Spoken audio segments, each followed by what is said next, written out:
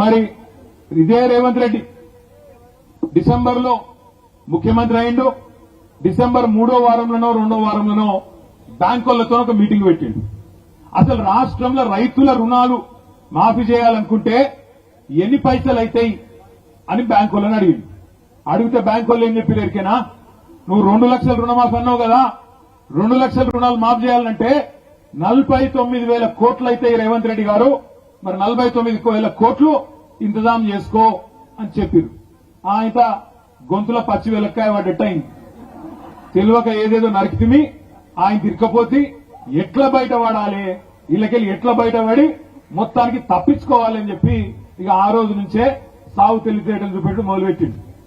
Bank వాళ్ళు 49,000 కోట్లు అన్నారు డిసెంబర్లో. ఏం చేసిండు రేవంత్ రెడ్డి? జనవరిలో ఒక ప్రెస్ కాన్ఫరెన్స్ పెట్టిండు, ప్రెస్ మీటింగ్. పత్రికలను పిలుచుకున్నాడు. ఇక వాళ్ళ ముంగట మైక్ పట్టుకొని మళ్ళా లొల్లి పెట్టుకుంటూ మాట్లాడుతుండు. ఏం మాట్లాడిండు ఆ రోజు? ఏం మాట్లాడిండంటే, ఇగో నేను ఒక్క సంవత్సరం గట్టిగా కడుపు కట్టుకుంటే, అవినీతి చేయకపోతే 40,000 కోట్లు ఉత్తగానే కట్టి పారేస్తా, అల్కా గడతా అన్నాడు. అంటే 49,000 కోట్లకెళ్లి 9,000 కోట్లు కటింగ్ పెట్టేసింది. మొదలు 49 ఉండే, దాన్ని 9,000 కటింగ్ పెట్టి 40,000కి ఆయనతో కోసి పారేసింది. ఇది జనవరి ముచ్చట. ఇక జనవరి కాగానే ఆయనతో పార్లమెంట్ ఎలక్షన్ వచ్చింది. ఇక పార్లమెంట్ ఎలక్షన్ లా ఎవరు నమ్మతలేరు.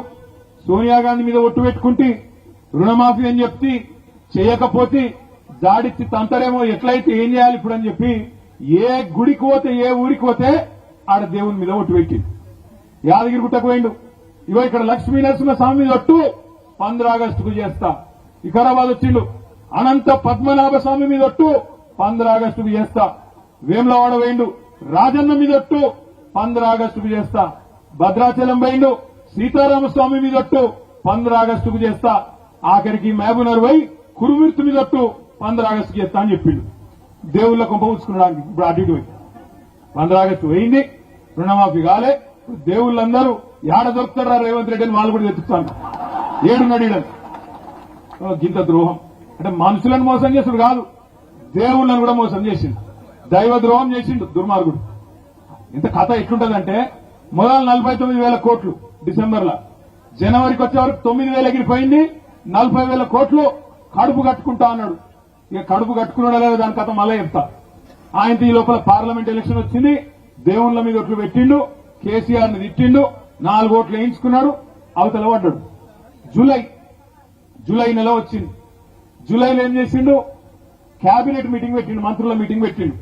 మంత్రుల మీటింగ్ లో చెప్పుకున్నాడట బాధ రేవంత్ రెడ్డి. ఏం చేయాలి, మనం అనుకోపోతే గెలుస్తామని ప్రజలు కూడా గట్లే అనుకున్నారు. ఎమ్మెల్యే వీక్కిండు కానీ కేసీఆర్ అయితే ముఖ్యమంత్రి ఉంటాడు కదా అనుకున్నారు. కానీ మనమేమో నోటికొచ్చినట్టు మాటలు ఇస్తేవి, మరి అక్కడనేమో మనకు శాతనైతే లేదు, ఎట్లా చేయాలి అని అడిగిండట. అందులో ఒక మంత్రి గారు చెప్పిండట, ఒక పని చేస్తారు, ఇక కటింగ్ పెడదాం, ఎట్లా తప్పదు, లేకపోతే ఏదో ఒకటి చెప్పి కటింగ్ పెట్టాలి. నీ ఆధార్ కార్డు నెంబర్ చక్కగా లేదని కటింగ్ పెట్టాలి, నువ్వు ఇన్కమ్ ట్యాక్స్ కట్టినామని కటింగ్ పెట్టాలి, లేకపోతే రేషన్ కార్డు మీద ఒకరికే చేస్తాను కటింగ్ పెట్టాలి, ఇన్కమ్ ట్యాక్స్ అనాలి, లేకపోతే ఇంకోటి పెట్టాలి, ఎట్లన్నా చేసి తప్పియాలని చెప్పి మరి మంత్రులు సలహా ఇచ్చిందట. అందుకే కేబినెట్ లో ఏం చేసిండ్రు, 40,000 కోట్లు కాదు 31,000 కోట్లు ఇస్తామని చెప్పి మంత్రిమండలి తీర్మానం చేసింది. సరే అనుకుందాం, 31,000 కోట్లు ఇస్తాడేమో నిజమే అని చెప్పి మేము కూడా అనుకున్నాం. 31,000 కోట్లని జూలైలో 2వ వారంలో చెప్పిండు. జర లొల్లివేటకు రాయ మీ లొల్లి వెనకకెళ్ళి చెవుల జోరిగలిక మీ లొల్లి రావు.